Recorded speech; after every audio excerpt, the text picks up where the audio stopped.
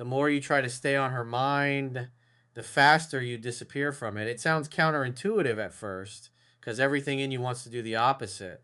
When you like someone, when you feel that connection, your instinct is to show up more, to text more, to check in more, to be present as much as possible so she knows you care.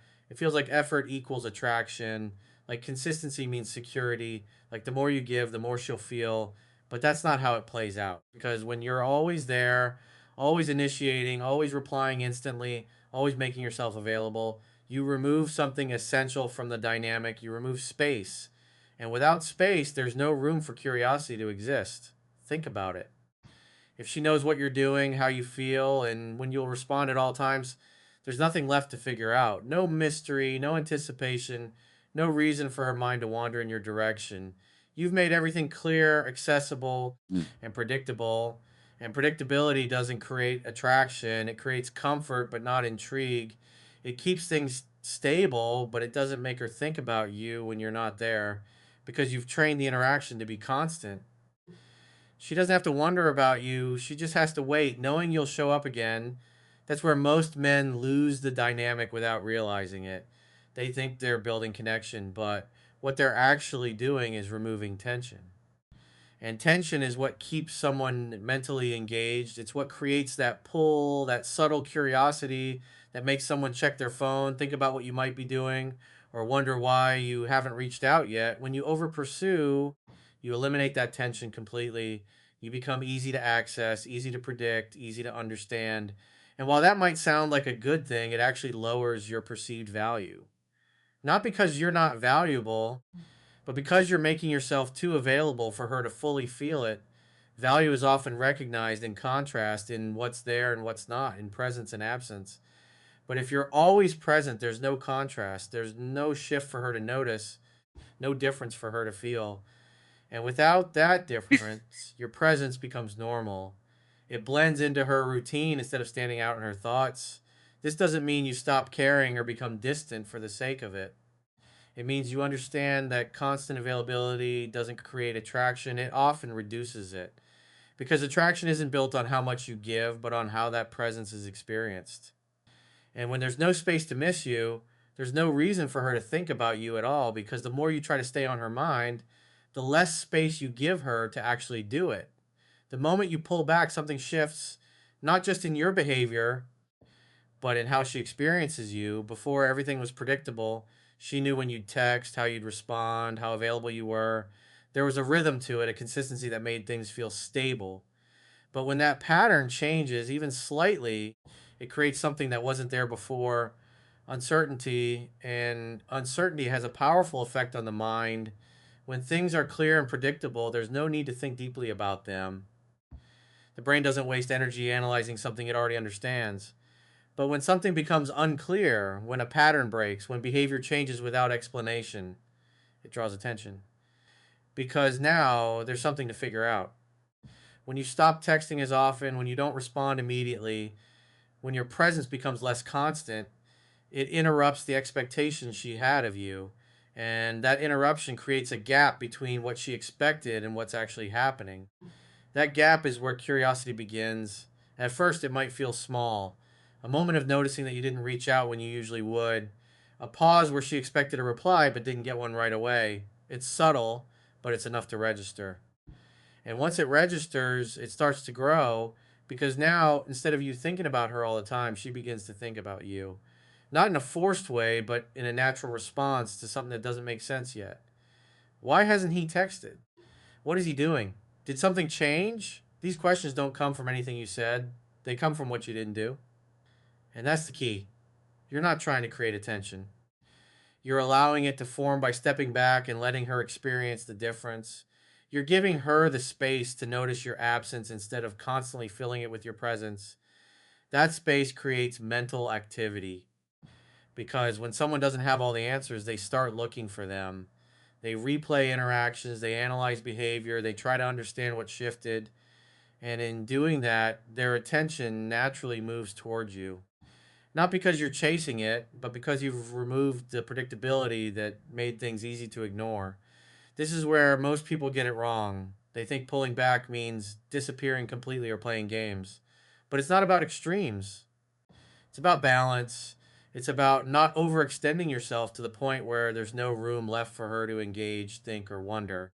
Because attraction isn't just built on what you give, it's built on how that experience makes someone feel when you're not there. And when you create just enough uncertainty, you give her a reason to start thinking about you in a way she didn't before. Because the moment she doesn't fully understand you anymore, is the moment you start living in her mind when you're always the one initiating, always filling the space with messages, attention, and effort. The dynamic becomes one sided without you even realizing it. You're doing the work of keeping the connection alive, you're creating the momentum. And because of that, she doesn't have to. There's no need for her to reach out first. No reason for her to wonder what you're doing. No moment where she feels the absence of your attention because it's constantly being given. And over time, that creates a pattern.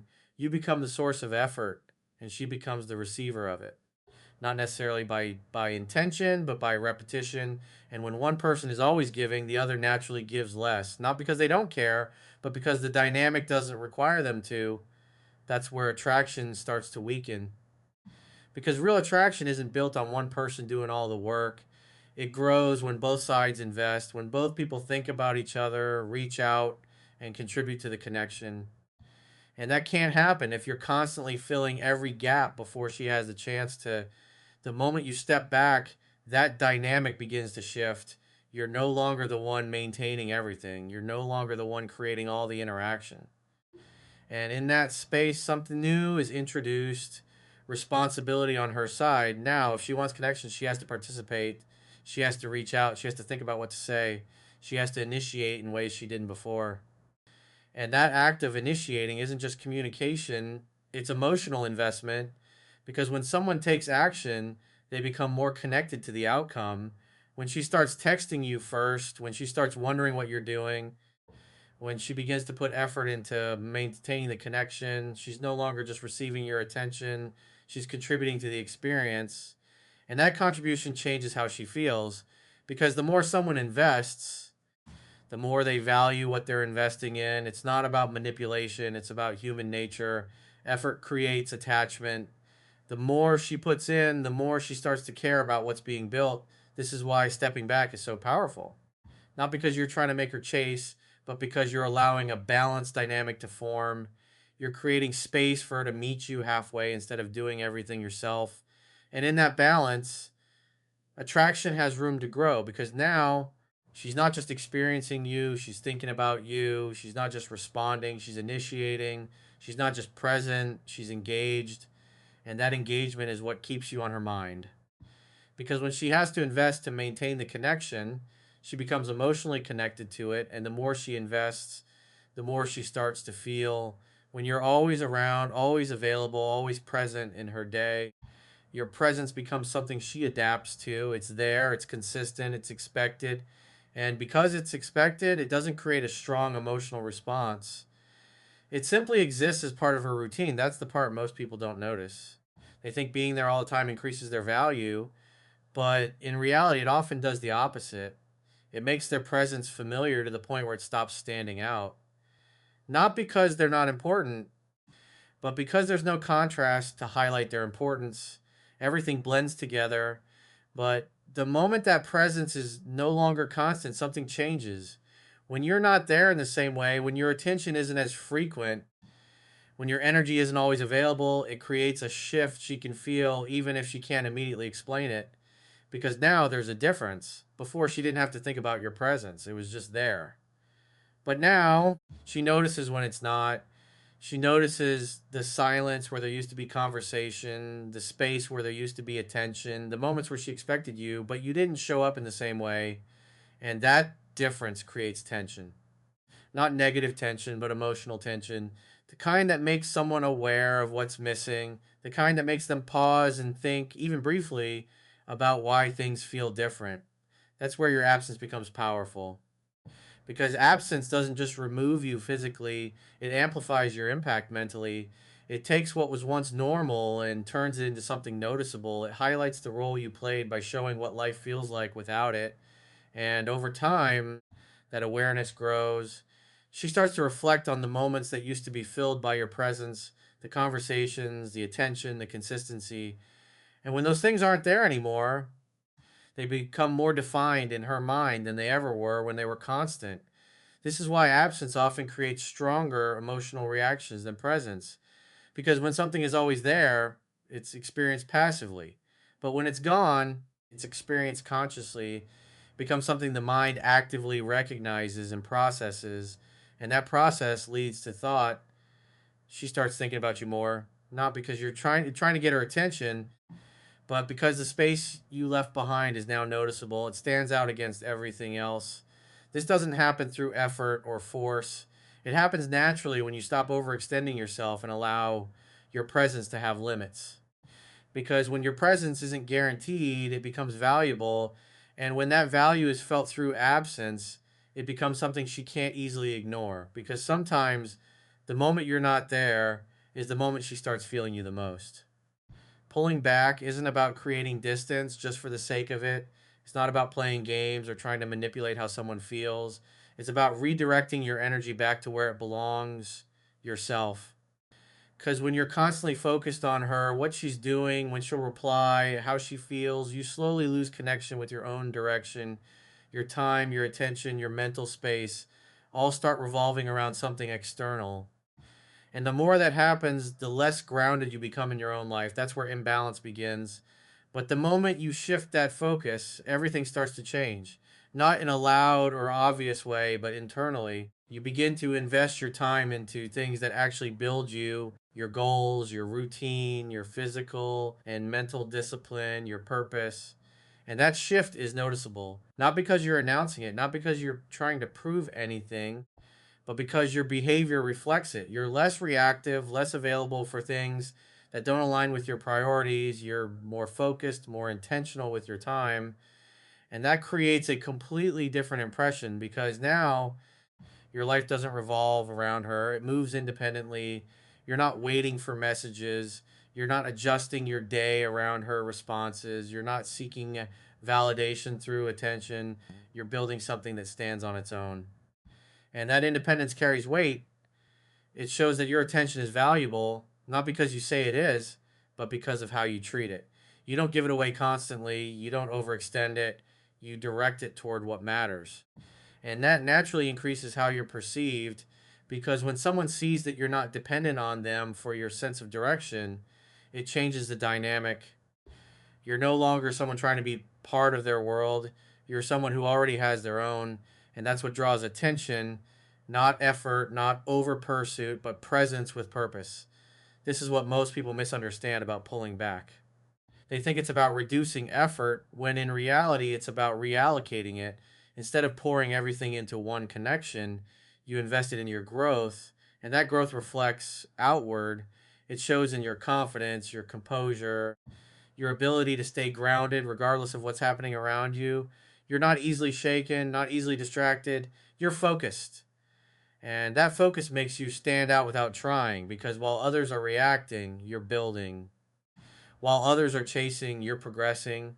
And that difference becomes clear over time, not through words, but through consistency. Because when a man is focused on his purpose, he doesn't need to chase attention. Attention naturally moves toward him. At a certain point, you start to understand that the goal was never to make her obsess over you. It might feel like that in the beginning, like if you just pull back the right way, say the right things, create enough distance, she'll start thinking about you constantly. But when you stay in that mindset, you're still focused on controlling an outcome, and that keeps you tied to her. The real shift happens when you stop trying to influence how she feels and start focusing on how you operate because the only thing you truly control in any situation is your own behavior, your responses, your discipline, your mindset. And when you master that, everything else becomes secondary. You're no longer pulling back to get a reaction. You're pulling back because you understand your value. You're not trying to create mystery. You naturally have it because you're not overexposing yourself. You're not trying to make her think about you. You're simply living in a way that doesn't revolve around her attention. That's where the power actually is. Because when your actions aren't driven by neediness, they become consistent. You're not adjusting your behavior based on whether she responds or not. You're not chasing when things feel uncertain. You're grounded regardless of the situation. And that kind of stability is rare. Most people react to how others treat them. They mirror behavior, they adjust emotionally, they try to regain control when they feel it slipping. But when you operate from a place of internal control, you don't get pulled into that cycle. You stay steady, and that steadiness makes you difficult to figure out, not because you're trying to be confusing, but because you're not predictable in the way most people are. You're not reacting impulsively. You're not giving immediate emotional responses. You're measured, intentional, and consistent. That creates a different kind of presence. One that isn't loud or attention seeking, but one that holds weight because people naturally try to understand what they can't easily read. They pay attention to what doesn't follow the usual patterns. And that's where you stand out, not by trying to create obsession, but by not needing it. Because the moment you stop seeking attention, validation, or a specific reaction, your behavior becomes authentic. It's no longer tied to an outcome, it's tied to who you are. And then that authenticity is what makes you memorable. Because you're not trying to be something for someone, you're simply being consistent in yourself. And in a world where most people are reacting, adjusting, and chasing, that consistency becomes rare, and rare things hold value. So while others are focused on tactics to make someone think about them, you're focused on mastering your own mindset. You're building control, discipline, and clarity. And ironically, that's what creates the very effect most people are trying to force. Because when you don't need her to think about you, is when she starts doing it the most.